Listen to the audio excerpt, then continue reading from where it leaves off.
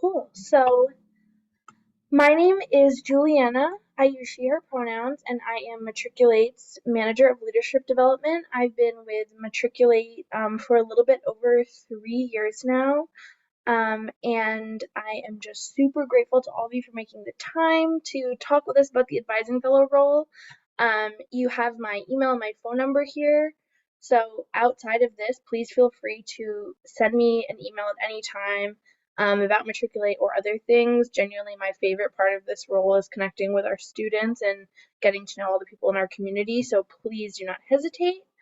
And yeah, I'm just excited to help walk you through this process. Feel free to use the chat. Feel free to unmute at any time to ask questions. We can keep it casual.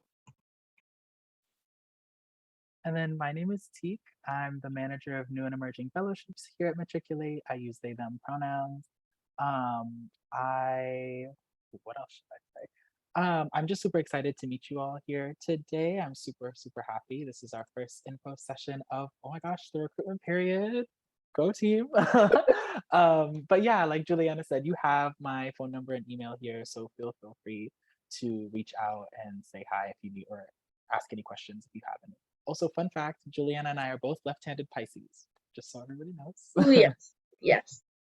And that is, that's part of why we work so well together, among other things. So here's our little overview for today. So we're going to start just talking about the components of the advising fellow application itself and some tips and tricks we have for putting the best application together that you can. Also, a great time to ask any questions you have about the application.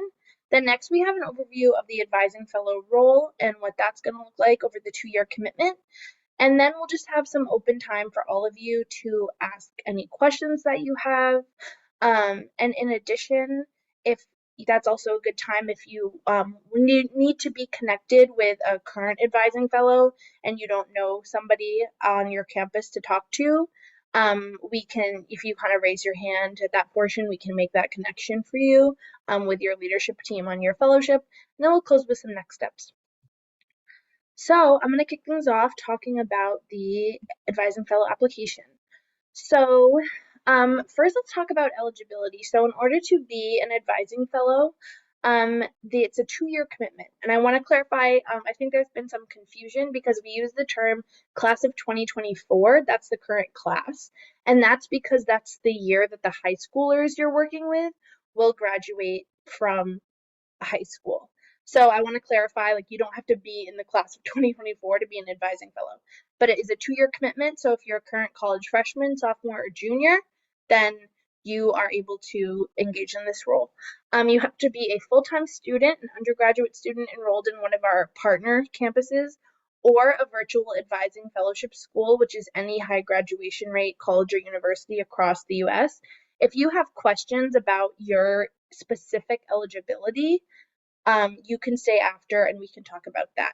In addition, with some of our campus fellowships, we have particular agreements with the school where advising fellows are able to be paid through the school, like for their work study hours. So for example, Williams or Johns Hopkins and Princeton. So those among some of our other schools, but those schools have specific criteria. So if you have questions about your specific school, we're not going to go through all of them. Just stay after and we can talk about that. Any concerns with eligibility. And so your first step is going to be completing that eligibility form. It's really short. Teek, if you wouldn't mind just throwing the link to the form in the chat, that would be awesome. And then after you complete the form and are determined eligible, you'll receive a link to the full application. And that's going to be in the same system that you do your eligibility form in. So that application consists of short answer questions, some Matriculate program questions, a content assessment questions, and then availability and background information. So the majority of your time is going to be spent on those short answer questions. That's really your opportunity to share more about who you are as a person, what motivates you to become an advising fellow, things of that nature. The Matriculate program questions and content assessment is more to give you a little bit more information about our program and about college access. And then I also really, on the availability, I really recommend that you go into detail because that's one of the main things that we're looking for from our candidates is to make sure that you have the time to commit to your high school fellow over 2 years.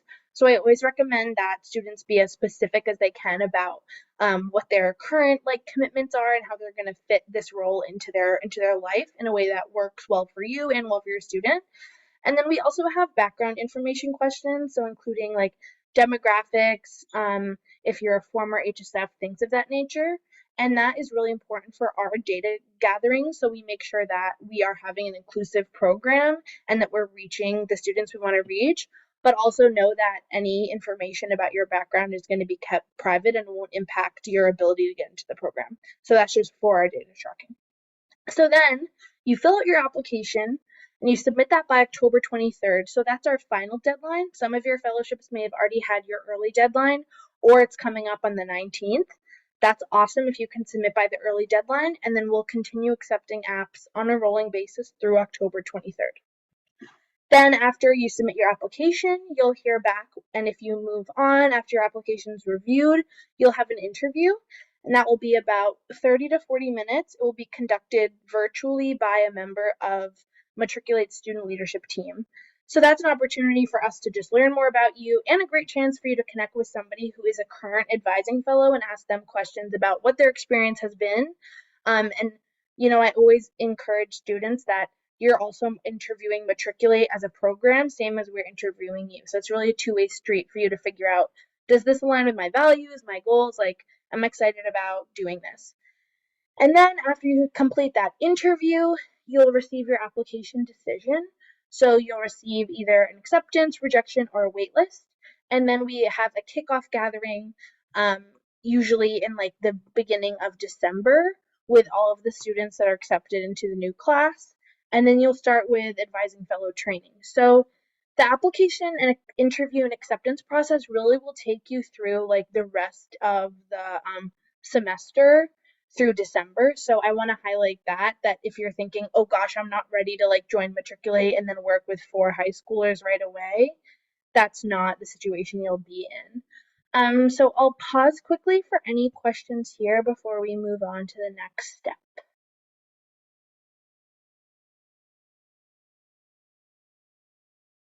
Feel free to unmute or, yep, Taylor, see you. Yes, I was wondering, how rigorous is the application process? Like how tightly reviewed are our short answer questions compared to like our interview? Yeah, that's a great question.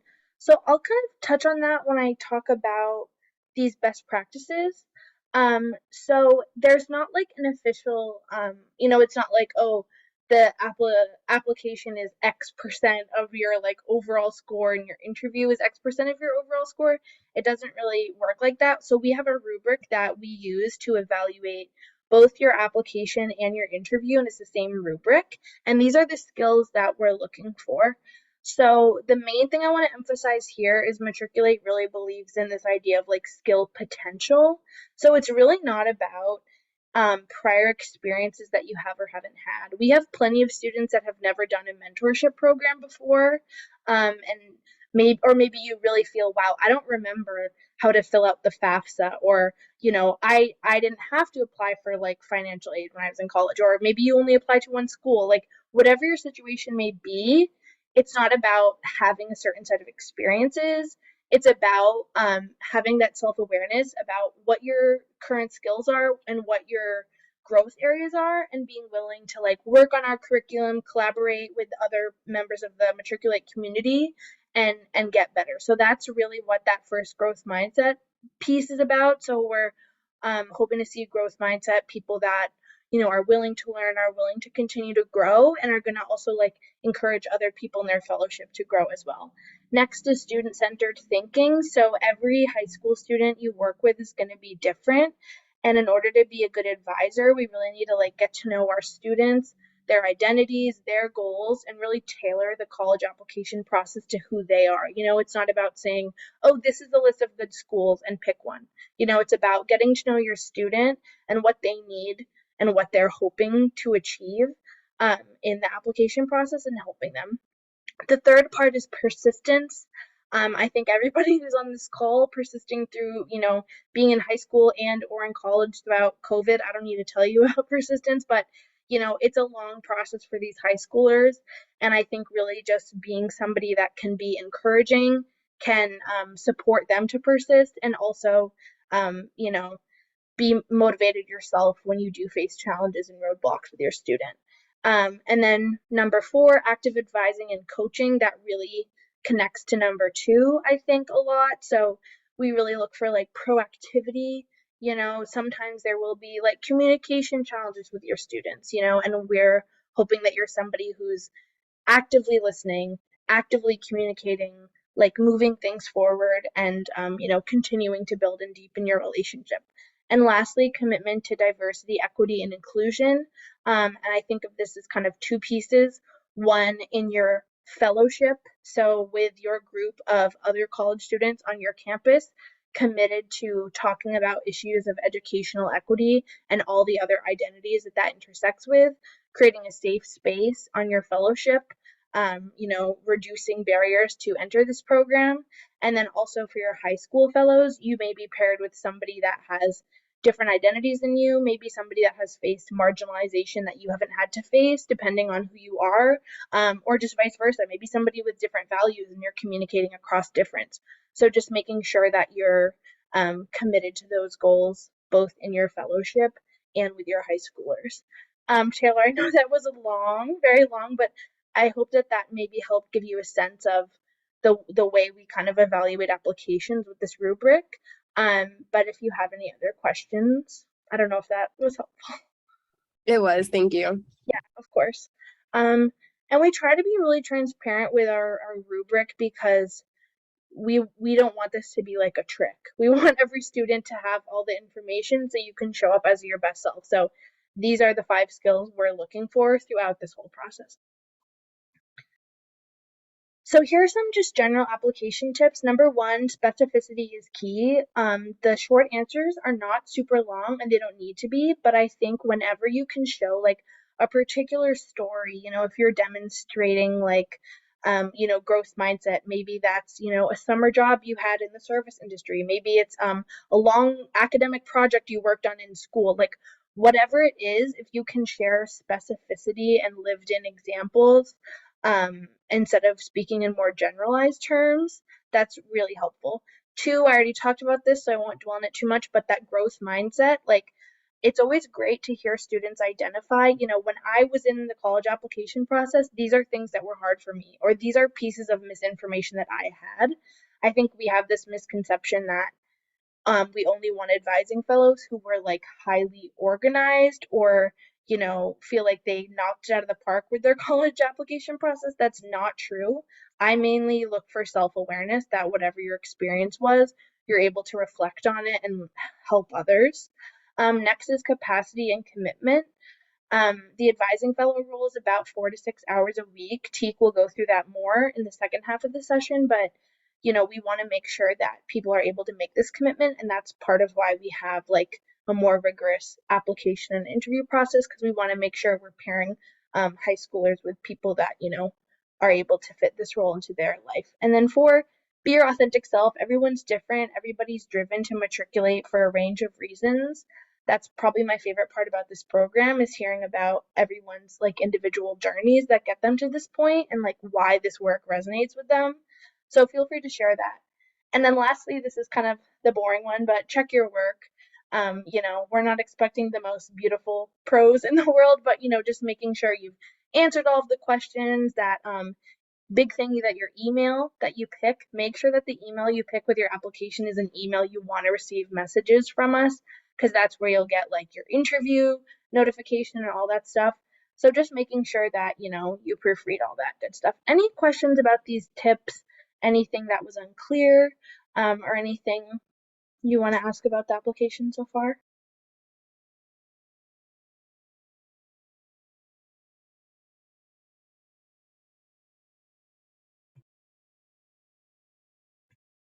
Awesome. So here are some common concerns or myths that I want to address. Maybe you're on the fence about this, and hopefully these can put your mind at ease. So if you're nervous about the time commitment, that's totally fair, and that's something that I'm happy to talk with you at more length about, because I don't, we want people to make this decision with intention. So HSF pairing will begin next semester, and you are paired with HSFs one at a time. HSFs is high school fellow, so your high school student that you're working with. So it's not that you'll go from 1 week working with no students to the next week working with 3. You'll get 1 student. Everybody in the program gets 1 student before anyone gets 2. So keep that in mind, that I think that helps people kind of ease into it, and also you build your advising skills. Like you'll practice with 1 student and you'll get up to 3. So I think that's important to highlight. HSF meetings are also self-scheduled, so it's up to you and your high schooler to find a time that works for you online. So whether that's, first thing on Sunday mornings or 9 p.m. on Tuesdays, it doesn't matter to us as long as you're meeting with your student at a time that works well for both of you. Another thing is we do take time zones into account, so that you can find convenient times that work for you and your students. And then I already spoke to this a bit, but we have a really extensive training program. That's something that we are really passionate about and always getting student feedback about to just continue improving it. And we also have a big curriculum and a toolkit and a ton of resources. So there's ongoing learning throughout the entire duration of this role. So please don't feel worried that you need to just memorize everything or recall all the details from your own application experience. And then I'm not ready to start working with high school fellows right now, especially I think a lot of our freshmen, you're just getting used to college yourself. So you won't start meeting with your students until March of 2023, and you'll go through extensive training beforehand. So we really try to have like a nice long runway for you to work up to getting to know your students. And then if you never worked as a mentor, that's totally fine. That's awesome. There's no mentorship experience required, and that's why we have training. And then we do have a lot of students, our high school fellow population is low to moderate income students. We have a lot of students that come from similar backgrounds. That's why they're driven to this work. I know I was driven to apply to this job because I thought, wow, I really could have used this program when I was in high school. But if you are not from a first gen or lower income background, you are still a good fit for this program. Advising fellows come from a whole wide range of experiences. Maybe some people had, a lot of systemic barriers they faced in the process. Some maybe had a lot of application support or access to resources. And we welcome all of these experiences. I think that these different perspectives are such a valuable part of what makes Matriculate's community. So just know that if you have a place in this community, no matter what your own experience was. And I really, really want to emphasize that. And our cohorts are only strong if we have that mix of perspectives. So also, in terms of academics, we have a huge range of majors and, career goals that people have. And also, like, the more majors we have, the better, because that way we have those advising fellows to connect our high school students with. So maybe, you're a humanities major and your high schooler really wants to do engineering. That's great. If you have somebody in your fellowship that is in an engineering major, then you can connect them with that person to kind of chat about their experience. So whatever you're interested in studying, it's going to be a fit. Any other common concerns or questions that people have that haven't really been addressed here? Yeah, Rodrigo? Yeah, I have a question, but it's about like the times. So I read in the responsibilities and all that we have to put in like 4 hours a week during the summer. Would that be virtual or would Yeah, so that would be all virtual. So we asked that, especially like that summer between junior and senior year for your high school student. That's often a time where maybe there's like fly-in programs that they could take advantage of. But obviously, you're also getting a break, so your fellowship is not going to be meeting in at school or in person. Um, and we definitely have students, that go abroad during the summer or have like jobs, different internships. So we're able to make it work, and that is less of a commitment during the summer. But we still ask that you're keeping in touch with your student, but it is all virtual. Okay, thank you. Yeah, of course. Taylor? Yes, I had a question about like students who do this program and they're also using it as work study. Do they apply for work study typically after they're accepted, or are they able to apply like during this work study period? That's honestly, I'm not exactly sure the answer to that, depending on the school. I'm not 100% sure, but I think that at Johns Hopkins, students can like retroactively, um, or at least they used to be able to retroactively like track their application hours and then get paid for that. I'm honestly not totally sure, but I'll have to check in on what your specific um, school partnership looks like. But if you just want to, you can just in the chat, if you want to just DM me what school you go to and your email, and then I can get back to you. That's a great question. Thank you. Yeah. Any other questions?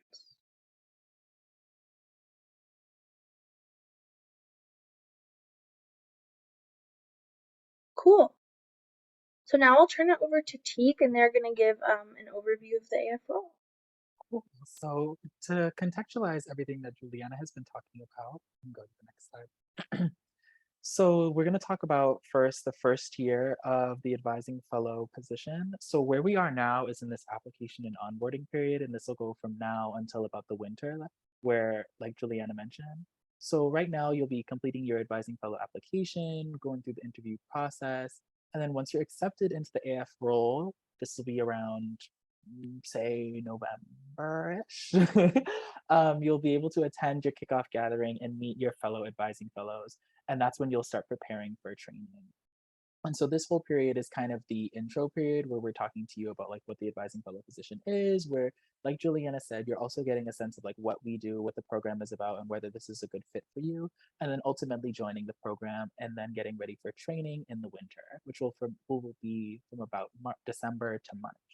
So this training is largely self-scheduled. Last year it was around 10 hours of training self-scheduled time that you did for like you had a month to complete. And then you'll attend an 8-hour training with your fellowship during the day. We give these dates well in advance, so there's no worry about like trying to schedule last minute or figuring out if you have to move things around. We try to be very proactive about when we're asking for your time. And then at the end of training, we'll be final with the advising skills evaluation. So this is kind of the last step in advising fellow certification. It's sort of a role play that you'll do to just make sure that you're ready for the role, to answer any last questions that you have, and to get you prepared for pairing. And so then, of course, you'll continue to get to know your fellow advising fellows, your head advising fellows, and matriculate staff. And then at the end of March, you'll get ready to meet your students. So HSF pairing happens in the spring, and those first pairings are from about March to April, where you'll receive an initial pairing with your high school fellow. You'll attend monthly all fellowship meetings. So these are meetings with all other advising fellows where you can troubleshoot issues like around communication, say, or scholarships, or wanting to get a better sense of how to talk about certain things with your students. And then, of course, as Juliana said, you'll slowly begin to get more students. So you'll begin meeting with up to 3 high school fellows weekly. Like Juliana said, you start with 1 student and everybody gets 1 student. And then as capacity builds, you'll add and add and add. But we try to be very proactive with when we're assigning more students, when pairing is happening. So nothing is like, we don't want to trick you. Like Juliana said, we don't want to trick you. We don't want to have you feel like there's things that are going on that you're not in control of. But again, just having that clear line of communication. And then, of course, completing session summaries. So these are just kind of summaries and recaps of what you've been talking about with your student for us to get a better sense of kind of how the meetings are going, where do we need support, where can we improve our materials, and where can we help you out.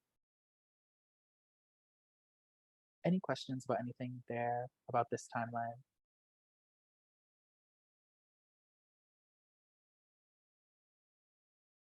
Cool. So then moving to the responsibilities. So advising fellows responsibilities fall into largely 3 buckets. So of course, the most basic bucket being high school fellow support.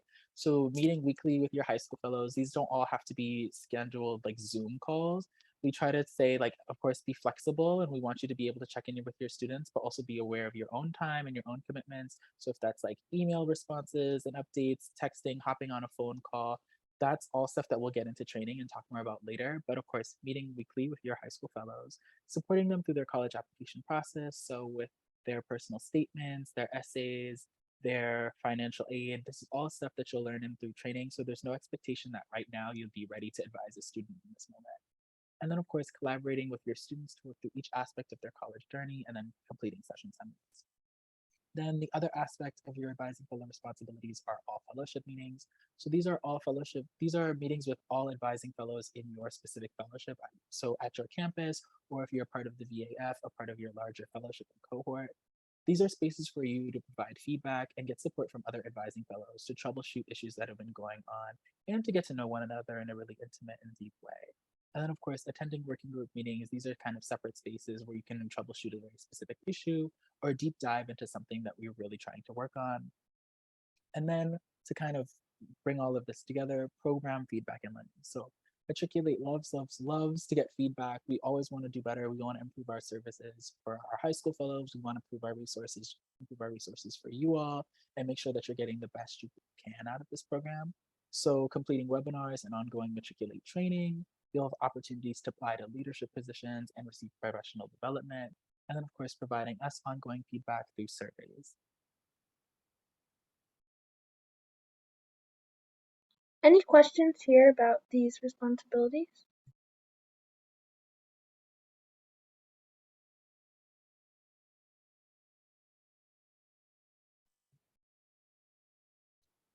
So this is kind of a wheel of all the different resources that you'll have. So of course, very clearly, us as staff, you'll have all of us to work with to troubleshoot issues that you need help on, to kind of get support.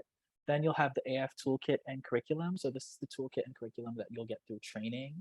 This is where you'll learn really more intensely and deeply about how do I talk about building a balanced college list? What are the nuances of financial aid? How do I make sure that I'm giving my student the best resources? Then working groups and all fellowship meetings, these are spaces for you to connect with your fellow advising fellows, to troubleshoot things together, to learn together and grow together. Challenging situation support from staff. Your head advising fellow, who's sort of kind of the manager of your fellowship, who will be there with you every step of the way to support you in pairing and training and certification, the whole deal. They're former or current advising fellows, so they've advised students at the moment. So they have a wealth of experience and knowledge about what advising looks like, what leadership looks like, and how to just continue to support one another. And then your campus lead, so this is your staff liaison, who will be with you the whole time, helping you, supporting you on training, supporting you on building your list, and kind of checking in to make sure that you're meeting those benchmarks. Any questions?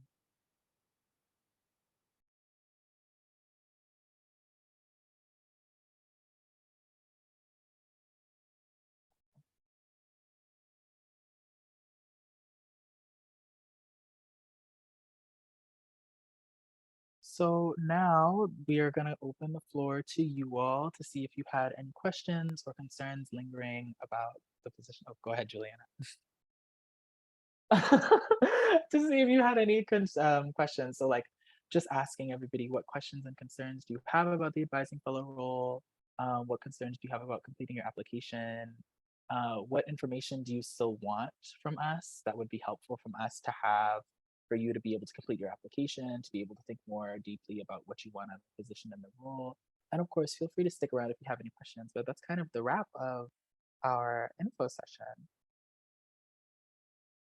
Yeah, and this is really your time. So if you have any questions, you can use the chat.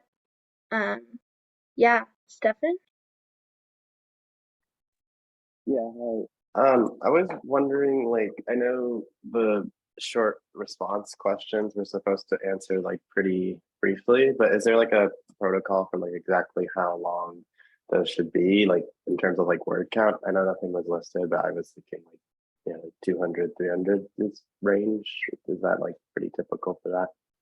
Yeah, I think if you just think about like a solid paragraph, we're not really super directive with the quantity. If you feel like you're able to give like some quality examples, you're right on with that. Yeah, great question. And then also, it said like we take up to 3, but we can take like fewer graduate like high school fellows, or is it sort of like you're expected to take 3 if you're Yeah, that's a superb question. So, um, our goal this year is to pair it. We haven't done our high school fellow like recruitment process yet. So a lot of that depends on if we reach the number of high school fellows we're hoping to reach that like join our program this year, then every advising fellow would have 3. So I would say for everybody to be prepared to have up to 3, but we do have that up to in there because we don't know exactly how many students will apply to our program on the high school side. And then also, if you did have, especially with all of the uncertainty of the past few years, if you start with 3 and if you're still committed to this program and, you have like an emergency or something where we need to find another advisor for your student, that does happen. We like to avoid that where possible, but it's not like you would get kicked out of the program. And then also, this is down the road, but if for any of our folks who are currently freshmen, if you do the program for 2 years and then you want to return and work with another group of high schoolers, then you have the opportunity to choose the number of high schoolers you want to work with. And that's kind of something that we just offer to like returners if they're interested in continuing. I feel like there was something else related to that question that I wanted to say, but maybe it'll come back to me. But yeah, thanks for the question. And then I see Danae asked a question in the chat too about is 8-hour training with the fellowship in person? Yes, if you're a part of one of our like partnered fellowships where we actually have like a leadership team on campus, then that training is in person. And again, we give those dates well in advance. So you'll have like a couple of months before to plan for that date. And it's usually an on-campus training. If your fellowship is entirely virtual, where we don't necessarily have an established fellow or like partner camp fellowship there, then the training is virtual, but I don't think it's a whole day. Last time it was about 5 hours. I did one of the virtual trainings and it wasn't a whole day, but I can't remember exactly Yeah, how long it and was. sometimes we split them up too. Yeah. And also with the online, there's a mixture of like pre-recorded webinars and then some like practice opportunities. And also in terms of the fellowship training, we provide food for our students. And I think it's a really like nice opportunity for everybody to start to get to know each other. And we do give those dates well in advance.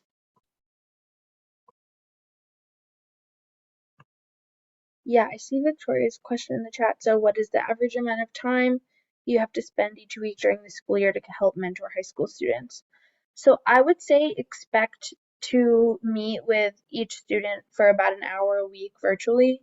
So I would say about, if you have 3 students, like about 3 hours a week of meetings. And then maybe there's, a few text or email exchanges. And then you'll also come together with your entire fellowship once a month.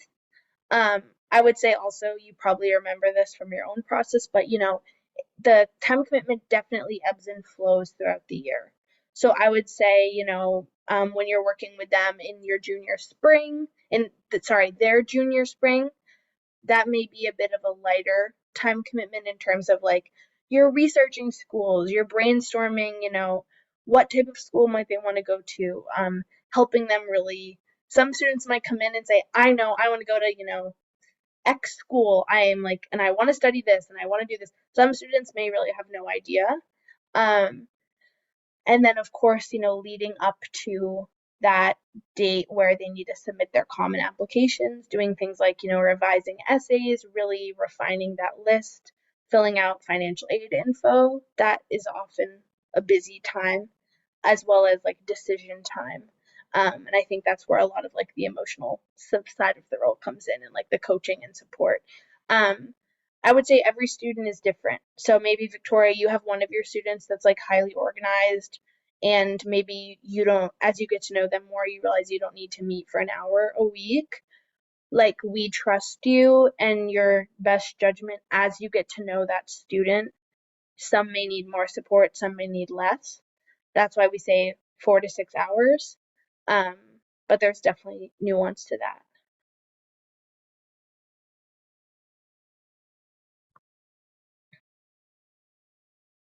And then there was another question about which schools we're already partners with. So see if I can list them all off. Well, let's see. So we have I want to clarify this. So some matriculate schools have like an on-campus fellowship. So that means that you'll meet with your other advising fellows in person on your campus once a month. And we have like a partnership with the school. But then we also have the virtual advising fellowship, and that's open to any student who's a full-time student, freshman, sophomore, junior, at a high graduation rate school. And if you have a question about whether your school meets the criteria, what you should do is this link that Teak put in at the beginning, go on the eligibility form and type your school in, and just type in your information, and it will tell you if it's a VAF school, virtual advising fellowship school. But for schools that have an on-campus fellowship, we have UC Berkeley, UCLA, Columbia, Emory, trying to do it in alphabetical order. Indiana University Bloomington, Johns Hopkins, Notre Dame, UW-Madison, Middlebury, Princeton, UPenn, Stanford, UT Austin, Smith, Northwestern, their virtual advising fellowship, Williams, and Yale. I don't think I forgot any. Is that possible? Did you get Hunter? Oh, and Hunter College. That's one of our other new ones. And I can send everybody the list. Like, if you want the list, just send me your email and I'll send it to you. You don't have to memorize it.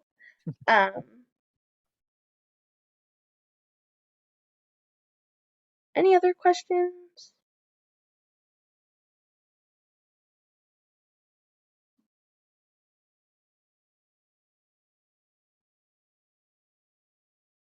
Also, if you think of any questions after the fact, definitely feel free to email Julianna or myself with any questions or concerns that you're still thinking of.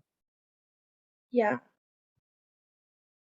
So again, our final application deadline is October 23rd, and that eligibility form that we put in the chat is the place to go to start your application. Also, if you are at your school, maybe you're involved with an organization that you think we should really be connecting with, or if you have friends that you think would be advising fellows and would be a great fit for this, feel free to stay after. We can talk about that. Or if you just want to send us a chat with their email or with the club you'd want us to reach out to, we'd be more than happy to do that. You have my email. I'll put my email in the chat, and Teak will put theirs in too. But you can also reach out to fellowship@matriculate.org if you have any questions. And then we also have our Instagram.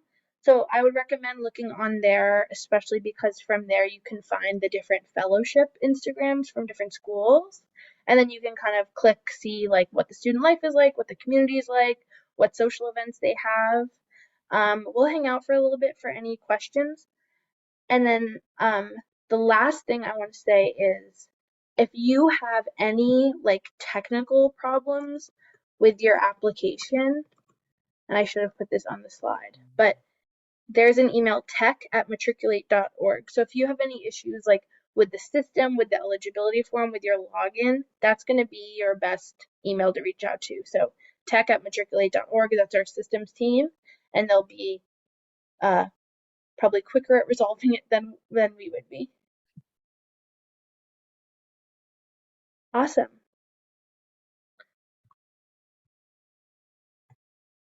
Cool. So feel free to enjoy the rest of your evening. And yes, this is the link to the application that we had at the beginning. Do that in the chat again.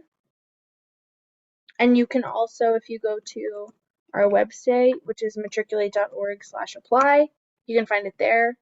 Also, we have a link tree, so if you like go on our Instagram, there are many ways to find it. And yes, we will send out, if anybody wants a recording of this, just send me your email and I will send it to you. Thank you all so much for coming. Thank you all so much for coming.